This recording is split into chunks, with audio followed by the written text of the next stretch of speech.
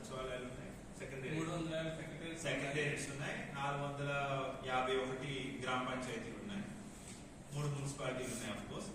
And 3000 దాకా secretariat staff ఉన్నారు. అంటే గరిష్టంగా ఒక పర్సన్ 90 దాకా చేయాల్సి ఉంటుంది. 90 చేయాలి. ఇది ఇప్పుడు ఆయన చెప్పినట్టు 20 ప్రశ్నల దాకా మనం సొంతంగా చూసి రాసేది. ఇంకా హార్డ్లీ ఒక 10-15 ప్రశ్నలు మాత్రమే, 10 ఉంటాయి. ఇంకా 27 10 ఉంటాయి అనుకోండి, 7-8 ఉంటాయి. ఆ 7-8 మాత్రమే వాళ్ళు ఎంటర్ చేయాలి. అంటే హార్డ్లీ ఒక ఇంటికి సర్వే చేయడానికి 1-2 నిమిషాలు పడుతుంది. మళ్ళీ పక్కింటికి వెళ్ళడానికి మేబీ 5 నిమిషాలు. అంటే కనీసం రోజుకి 30 చేయొచ్చు. రోజుకి 30 చేయొచ్చా లేదా? ఎందుకంటే ఇది పగలు చేయాలి, రాత్రి చేయాలి. పొద్దున 9 to 5 మధ్యలో అందరూ పనులు వెళ్ళిపోతారు. మనం ప్రాపర్ గా ఇన్ఫర్మేషన్ సేకరించాలంటే పీపుల్ ఉండే టైంలో వెళ్ళాలి. సో హార్డ్లీ 3 days లో అయిపోతుంది ఎంటైర్ ఎక్సర్సైజ్. మీరు పర్ఫెక్ట్ ప్లానింగ్ తో చేస్తుంది.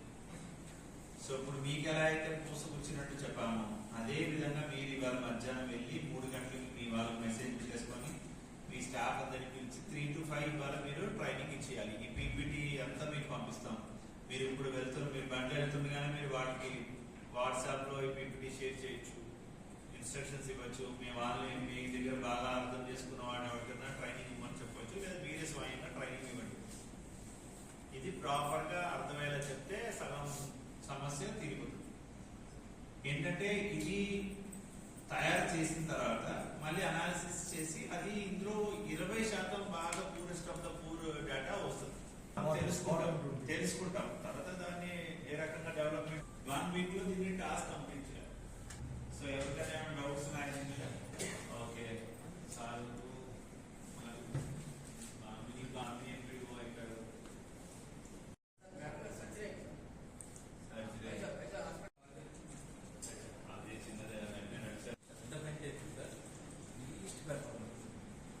పర్ఫార్మెన్స్ ఉంటే ఇంటికి పంపిస్తానని చెప్పండి. సో ఇది 3-4 సర్వే నెక్స్ట్